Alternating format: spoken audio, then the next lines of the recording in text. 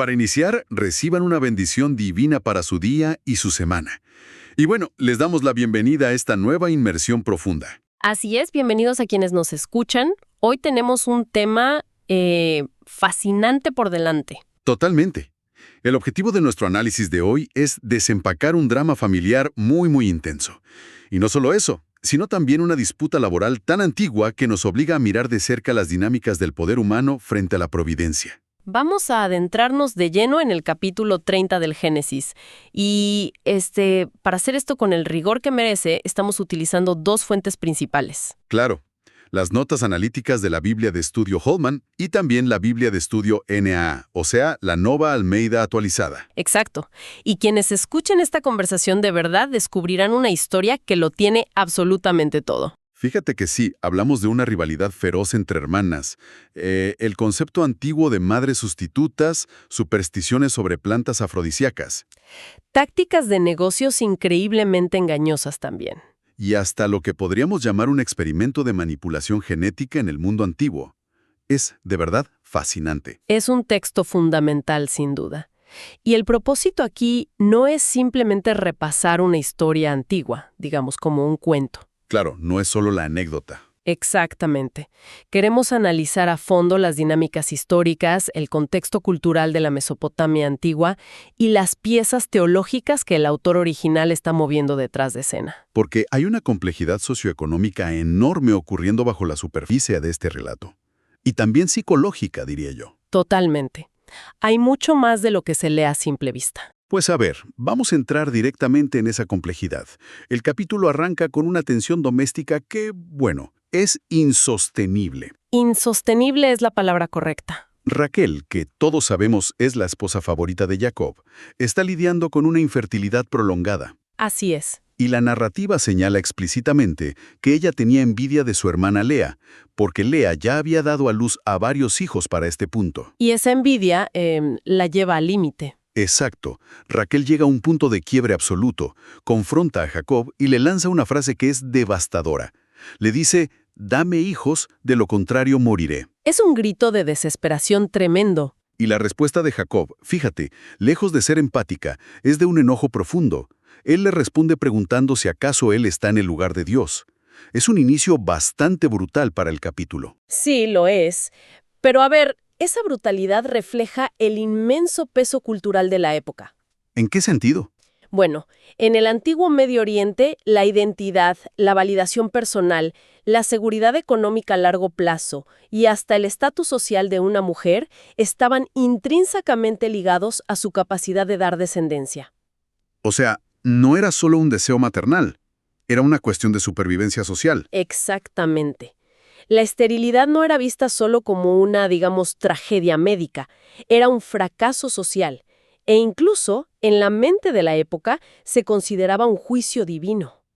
¡Wow! Eso pone la respuesta de Jacob en otra perspectiva. Claro. La respuesta defensiva de Jacob subraya esa misma mentalidad. Él reconoce que la fertilidad está completamente fuera de su control humano.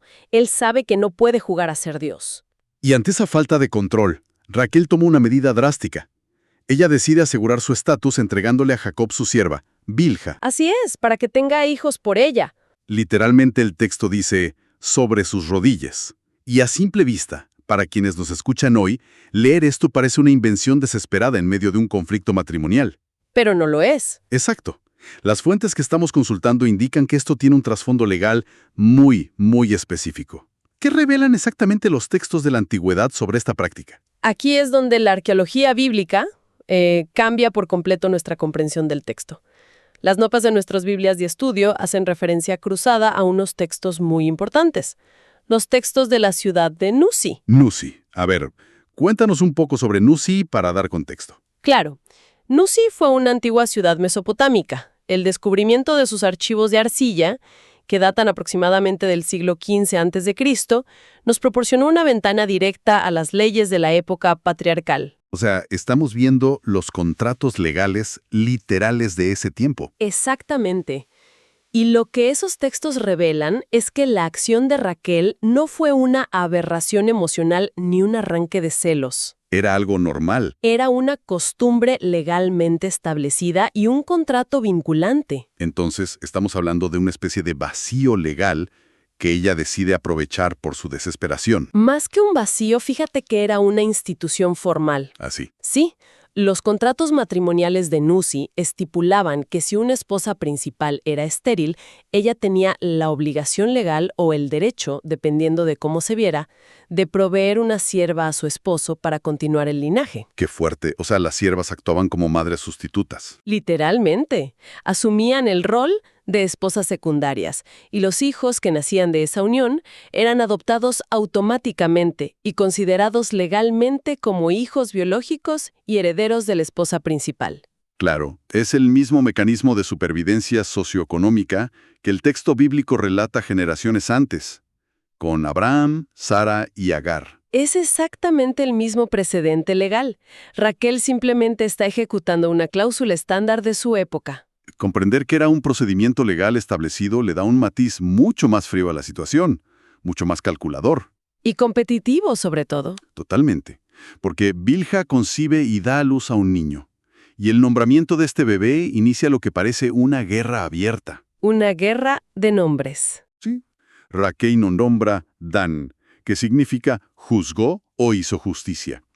La justificación de Raquel aquí es que Dios la ha vindicado. Pero la escalada no se detiene. Continúa rápidamente cuando Bilha tiene un segundo hijo. Así es. A ese segundo hijo Raquel lo llama Neftalí. Y Neftalí se traduce como lucha. Lucha. Ya no oculta sus intenciones. Para nada. Las palabras exactas que el autor registra de Raquel son: con grandes luchas he competido con mi hermana y conseguí vencer. Es increíble. El texto nos muestra cómo los niños han sido despojados de su individualidad. Se han convertido en marcadores de puntuación, en trofeos de una competencia atroz. El nombre del niño no refleja un deseo para su futuro, sino el estado actual del conflicto entre las hermanas. Exacto. Refleja la amargura de la madre, no la identidad del hijo. Y Lea, por supuesto, responde con la misma moneda. Al ver que temporalmente había dejado de concebir, introduce a su propia sierva, Silpa, en la ecuación. Replicando la misma táctica legal. Exactamente. Silpa da a luz a 2 hijos. Lea nombra al primero Gad, que significa fortuna o afortunada, y al segundo lo llama Aser, que significa felicidad. Declarando abiertamente que otras mujeres la considerarán dichosa. Es un siglo interminable donde los seres humanos son instrumentalizados. Y esa misma desesperación por la validación nos lleva directamente al siguiente incidente del capítulo. Un incidente muy peculiar, por cierto. Muy peculiar. Ocurre durante la cosecha de trigo. Rubén, que es el hijo mayor de Lea, sale al campo y encuentra mandrágoras. Las famosas mandrágoras. Sí. Sabemos que estas plantas aparecen con frecuencia en la literatura antigua. Pero, a ver, ¿qué era exactamente lo que hacía que esta planta fuera tan altamente codiciada en este contexto mesopotámico en particular? Bueno, la fascinación antigua con la mandrágora radica en su peculiar biología, pero combinada con el pensamiento mágico de la época. Explícanos eso. Es una planta de la familia de las solanáceas. Tiene una raíz tuberosa que, al crecer, a menudo se bifurca bajo la tierra. Y toma una forma extraña, ¿no? Exacto. Toma una forma sorprendentemente similar a la figura del cuerpo humano, con lo que parecen brazos y piernas. Ya me imagino la impresión en esa época al arrancar una raíz con forma de persona.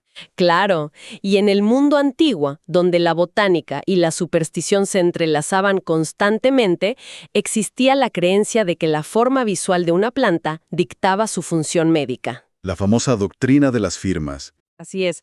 Por lo tanto, una raíz con forma humana se consideraba un potente afrodisíaco, y más importante aún, un catalizador garantizado para la fertilidad. De hecho, literalmente las llamaban los frutos del amor en varias culturas antiguas. Exactamente. Se creía que el consumo de esta raíz no solo aumentaba la vitalidad sexual, sino que inducía la concepción mágicamente. Entonces, para una mujer en la posición de Raquel, Imagínate, lidiando con el estigma social de la esterilidad en una cultura que medía el valor femenino exclusivamente en hijos. Esas raíces representaban una solución mágica a su mayor crisis vital. y esa urgencia se nota en el diálogo bíblico.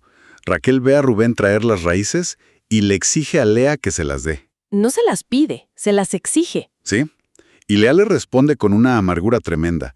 Le cuestiona si no fue suficiente haberle quitado el afecto de su marido, que ahora también quiere las mandrágoras de su hijo. Es un reclamo de años de dolor acumulado.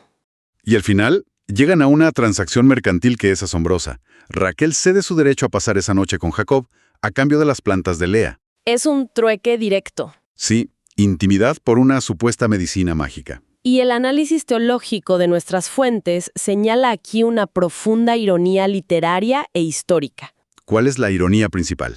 Que Raquel es la esposa amada, es la que tiene el favor y la atención de Jacob, pero deposita su fe en la magia popular, en un elemento botánico supersticioso. Prefiere la planta a que a su esposo. Cede su posición y su tiempo con su esposo por un remedio folclórico, y el resultado narrativo es exactamente el opuesto al que ella calculó. ¿Porque la magia no funciona? Exacto. Raquel consume las mandrágoras o las utiliza en sus rituales, pero sigue sin concebir en ese momento. Su estrategia fracasa rotundamente. Y la que resulta embarazada de nuevo es Lea, la esposa que cedió las plantas mágicas pero obtuvo el tiempo con Jacob. La ironía es brutal. Lea da a luz a Isaacar. Y, de nuevo con los nombres, Isaacar significa recompensa. Ella asume que es un pago divino por haber entregado su sierva anteriormente. Sigue interpretando todo a través del trueque. Luego concibe a Zabulón, que significa morada. Ella espera que este sexto hijo finalmente asegure la permanencia emocional de su esposo. Y después de él, da a luz a una hija, Dina. Una hija que desempeñará un papel trágico más adelante en el Génesis. Así es un contraste abismal entre las dos hermanas. Ahora, si las prácticas mágicas fallaron tan rotundamente para Raquel, ¿cuál es el argumento central que el texto intenta establecer sobre el origen de la vida en esta narrativa? El argumento principal de todo el capítulo es la exclusividad de la soberanía divina. La soberanía divina. ¿Sí? El texto da un giro deliberado justo después del fracaso de las mandrágoras y declara con mucha claridad: Dios se acordó de Raquel. Esa frase lo cambia todo. Es en ese instante, despojada de sus sustitutas legales y de sus raíces milagrosas, que ella concibe y da a luz a José. José, que significa que añada. Exactamente. Lo que las notas de estudio de la Biblia NAA y Holman enfatizan con mucha firmeza es que a lo largo de toda la cosmovisión del Génesis, la fertilidad nunca se presenta como un logro biológico azaroso. Ni como el resultado de contratos humanos astutos. Ni mucho menos de botánica mágica. Siempre, siempre es retratada como una prerrogativa absoluta y una bendición del Creador. La lección del texto es que el control humano sobre la providencia es una completa ilusión. Y esa ilusión de control humano es el puente perfecto para la segunda mitad de este capítulo. Porque el drama no termina ahí. Para nada. Pasamos del drama por la descendencia a una verdadera guerra fría corporativa. Una transición de la tienda al campo. Han pasado 14 años desde que Jacob comenzó a trabajar para su suegro, Labán, a cambio de casarse con sus hijas. Y Jacob finalmente pide su independencia. Le dice: déjame ir, quiero volver a mi tierra. Una petición justa después de 14 años. Pero Labán, evaluando sus márgenes de ganancia, se niega rotundamente a perder a su mejor trabajador. Y la negativa de Labán viene acompañada de una frase que revela la esencia misma de su carácter. ¿Qué le dice? Él admite abiertamente: descubrí por medio de adivinaciones que el Señor me ha bendecido por causa de ti. ¿Adivinaciones? Las notas de la Biblia de estudio NEA nos detienen específicamente en esa palabra. En el contexto de la posterior ley israelita, detallada en libros como Levítico, la adivinación y la hechicería estaban categóricamente prohibidas. Eran un pecado grave. Totalmente. Al incluir este detalle, el autor desnuda la naturaleza pagana y puramente utilitaria de Labán. O sea, no le interesa el Dios de Jacob teológicamente, solo le interesa económicamente. Exacto. Labán opera puramente por interés financiero. Ve a Jacob como un talismán de prosperidad, un amuleto humano que le garantiza riqueza constante. ¿Sabe que hay un poder superior bendiciendo a Jacob? Reconoce ese poder, pero su única respuesta a esa revelación es intentar monopolizar ese poder a través de un nuevo contrato laboral engañoso. Y el contrato que Jacob propone a continuación desafía toda lógica ganadera. Parece una locura. Jacob le dice a Labán que no necesita un salario tradicional. Propone que pasará por todo el rebaño y separará para sí mismo únicamente las ovejas y cabras que sean manchadas, salpicadas, listadas y los corderos de color negro. Un porcentaje mínimo. Sí, porque en el ecosistema de la región en esa época, la inmensa mayoría de las ovejas eran de un blanco sólido, y casi todas las cabras eran de un color negro o marrón oscuro sólido. Los animales con patrones manchados o rayados eran una rareza genética extrema. Desde la perspectiva de un negociante astuto como Labán, la oferta de Jacob debe haber sonado a un suicidio financiero. Claro, Jacob está pidiendo la porción más minúscula, recesiva y estadísticamente improbable del rebaño futuro, Por supuesto, Labán acepta inmediatamente el trato. pensando que acaba de asegurar mano de obra casi gratuita de por vida. Pero las fuentes destacan que Labán nunca tuvo la intención de cumplir, ni siquiera con esos términos tan ridículamente ventajosos para él. La ejecución de su engaño es inmediata. Ese mismo día, actuando a escondidas, Labán saca del rebaño a todos los machos cabríos listados y manchados, todas las cabras salpicadas y todos los corderos negros. Prácticamente realiza una purga genética del rebaño. Elimina cualquier animal que pudiera aportar los rasgos que Jacob había solicitado. Se los entrega a sus propios hijos y establece una enorme barrera geográfica. Los envía 3 días de camino de distancia. Labán deja a Jacob pastoreando un rebaño compuesto exclusivamente por animales de colores sólidos, reduciendo a cero las posibilidades visuales de que nazcan crías manchadas. Es un sabotaje corporativo antiguo en toda regla. Labán extrae el capital inicial antes de que el negocio siquiera comience. Manos de Jacob sea físicamente incapaz de generar el salario acordado. Y es precisamente frente a este fraude monumental que Jacob introduce una práctica que ha desconcertado a los lectores de la Biblia durante milenios. Una táctica sumamente extraña. Jacob decide implementar su propia estrategia. Al quedarse con un rebaño monocolor, va y corta ramas verdes de árboles específicos. El texto menciona álamo, avellano y castaño, o plátano según algunas traducciones. Y la acción es muy detallada en el texto. Demasiado detallada. Jacob pela la corteza de estas ramas en tiras, exponiendo la madera blanca interior. Esto crea un patrón visual rayado en la madera. ¿Sí? Rayas blancas sobre el fondo oscuro de la corteza. Luego, coloca estas varas peladas directamente en los canales de agua, justo en los bebederos donde los rebaños se congregan. Donde los animales beben y se aparean. Pero surge una pregunta inevitable aquí. Si el texto más adelante reconoce que la intervención divina fue la clave del éxito, ¿por qué el autor del Génesis dedica tanto espacio narrativo a detallar la especie de los árboles, la técnica de pelado y la ubicación en los abrevaderos? Es una excelente pregunta. ¿Qué sentido tiene mostrar este elaborado proceso de Jacob? El autor está documentando con precisión las creencias de la época para luego contrastarlas con la realidad teológica. Lo que Jacob está practicando se conoce como impresión materna o simplemente genética folclórica. Genética folclórica. En el mundo antiguo, desde Mesopotamia hasta Grecia, existía la creencia pseudocientífica de que los estímulos visuales fuertes que una hembra experimentaban en el momento exacto de la concepción alterarían la apariencia física de la descendencia. O sea, la teoría era que si las ovejas veían rayas al aparearse, nacerían crías rayadas. Exactamente. Jacob coloca estratégicamente las varas listadas frente a los animales vigorosos justo cuando van a beber y aparearse. Y cuando los animales débiles se reproducen, él retira las ramas. El texto documenta meticulosamente el método de Jacob porque ilustra su mentalidad. Él cree profundamente que está manipulando la naturaleza, que está engañando al engañador mediante su propio ingenio amerícola. ¿Pero esto funciona médicamente? No. Las notas de las Biblias de estudio Holman y NAA son claras al señalar que este método botánico carece de cualquier validez científica o biológica real. Y sin embargo, los resultados en la historia son innegables.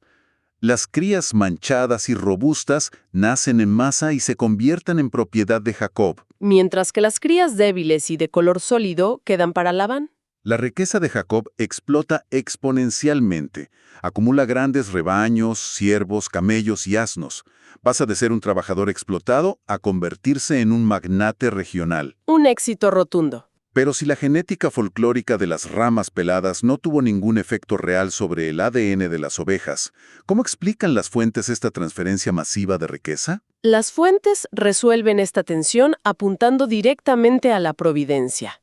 El éxito fenomenal de Jacob no fue el resultado de su astucia visual con las ramas en el agua. Entonces, ¿quién operaba detrás? La clave está en lo que se revela en el capítulo 31, el siguiente capítulo. Allí el texto aclara que fue el ángel del Señor quien intervino providencialmente. Dios mismo protegiendo el contrato. Dios protegió al patrimonio de Jacob y aseguró que la genética recesiva se manifestara de forma milagrosa, burlando completamente el sabotaje de Labán. Jacob creía que era su técnica. Jacob estaba convencido de que su estratagema botánica estaba forzando el resultado. Pero la narrativa deja claro que era la mano invisible de la gracia divina la que estaba operando, asegurando el cumplimiento de la promesa hecha a la familia de Abraham a pesar de las prácticas dudosas de todos los involucrados. Ese contraste entre el esfuerzo humano y la providencia engloba todo el capítulo. Hemos analizado un recorrido extraordinario hoy. Realmente lo es. La historia comienza en una tienda llena de desesperación, donde Raquel y Lea utilizan todas las herramientas a su disposición. Leyes de Nusi, madres sustitutas y plantas mágicas. Todo para asegurar su valor mediante la maternidad. Y terminan los campos. Y el engaño contractual para retener el control económico, mientras Jacob responde con técnicas de superstición genética para arrebatar ese control. Todo el capítulo es un catálogo de personas tratando obsesivamente de manufacturar su propio destino. Esa es la síntesis perfecta. Desde los conflictos emocionales más íntimos hasta las negociaciones comerciales más despiadadas, el hilo conductor es la futilidad de la manipulación humana frente a la soberanía. Nada escapa a ese control superior. Ya sea que hablemos de la apertura de una matriz para dar a luz a José o de la alteración genética de un rebaño para generar riqueza, el texto insiste en algo vital. ¿En qué insiste? En que las fuerzas que realmente moldean la historia y otorgan la bendición provienen del ámbito divino, no de la astucia humana. Y ese análisis tan claro nos deja con un pensamiento final bastante provocador para quienes nos acompañan hoy. Porque esto sigue siendo muy actual. Definitivamente. Hemos hablado extensamente sobre estas estrategias antiguas, pero las dinámicas subyacentes no han desaparecido en absoluto. Pensemos en cómo, en la sociedad moderna, a menudo replicamos exactamente estos mismos patrones de manipulación. Lo vemos todos los días. Seguimos viendo entornos donde los hijos son exhibidos, a través de sus logros académicos o deportivos, como simples medallas para validar el estatus social de los padres, imitando aquella antigua guerra de nombres entre Raquel y Lea. Y en el ámbito profesional, la historia no es muy diferente. Observamos tácticas corporativas que buscan monopolizar recursos o usar vacíos legales complejos para dejar al otro sin opciones. Un claro eco de Labán moviendo sus rebaños a 3 días de distancia para ahogar a su competencia. Exacto. Cambian los métodos, pero la obsesión por asegurar nuestro propio valor y blindar nuestro futuro, a cualquier costo, sigue siendo la misma. Quizás el mayor desafío que nos plantea este texto milenario no sea descifrar la genética antigua de las ovejas, sino examinar en qué contratos, en qué prestigios o en qué varas mágicas modernas estamos depositando ciegamente nuestra seguridad hoy en día. Es una reflexión que todos deberíamos hacernos. Con esta reflexión cerramos nuestra inmersión profunda. Que Dios bendiga a todos los oyentes.